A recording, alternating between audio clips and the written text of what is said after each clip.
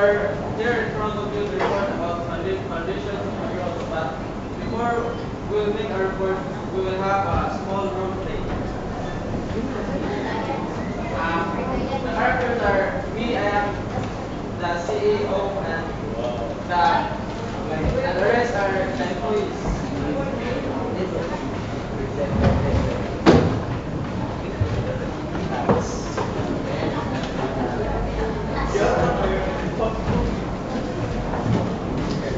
Uy, awal na sila oh.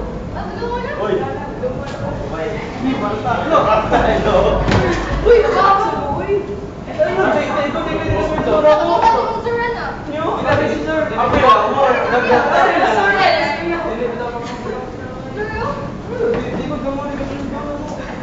But that time, the employees are making an argument because there are some employees that doing bad things and bullying, and the other is complaining about their actions in the company. And the next day,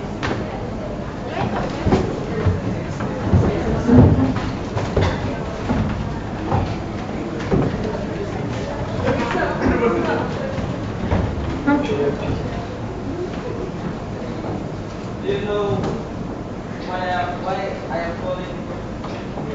No, sir. It's because of our new performance.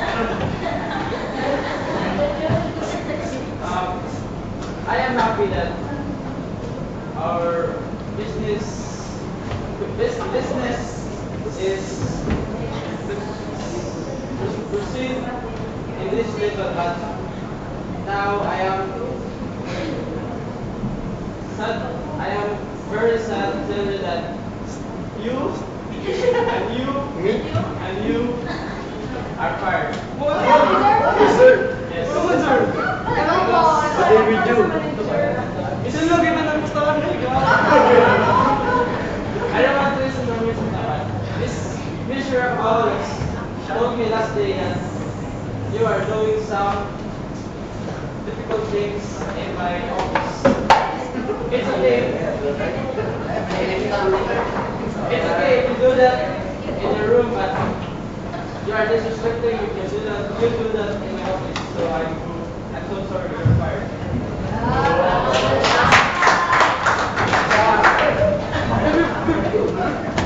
Okay, sa katong role play, ipagawa sa three control process.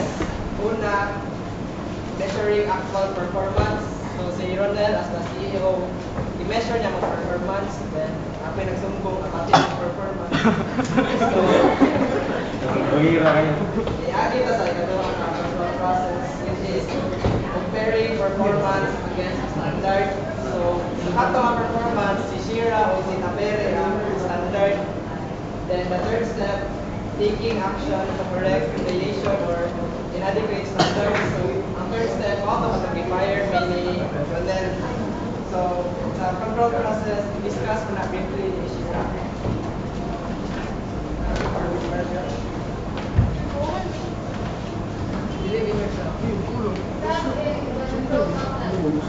First step is measuring actual performance. Physical precision, statistical sports, oral sports, and written reports. This sports have information to measure actual performance. Kaya siya, kailangan cover